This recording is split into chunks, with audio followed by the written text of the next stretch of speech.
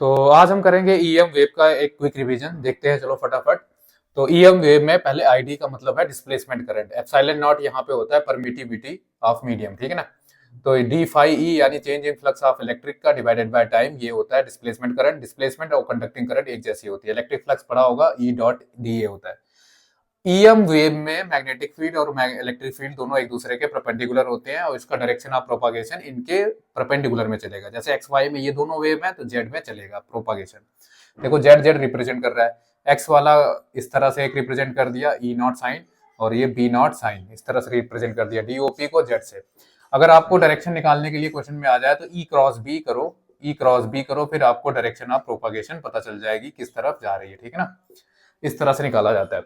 तो c जो है स्पीड ऑफ लाइट, यहाँ पे 1/μ0 अंडर रूट में और एप्सिलॉन नॉट होता है। किसी भी मीडियम में 1/μ और e होता है परमिटिविटी, और परमिटिविटी यहाँ पे मीडियम का है।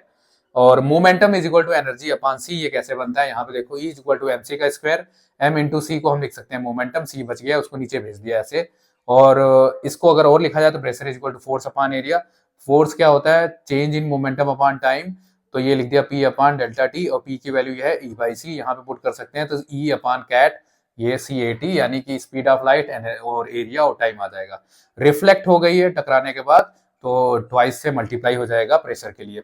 अब यहाँ पे आता है एनर्जी डेंसिटी। अगर देखा जाए तो ये कुछ ना कुछ एनर्जी डेंसिटी लेके चल रही है। एनर्जी डेंसिटी का मतलब है energy per unit volume, 1/2 epsilon naught E का स्क्वायर। मैग्नेटिक फील्ड का आ जाएगा यू बी 1/2 बी का स्क्वायर अपॉन म्यू नॉट, और इंटेंसिटी होता है एनर्जी अपॉन एरिया टाइम।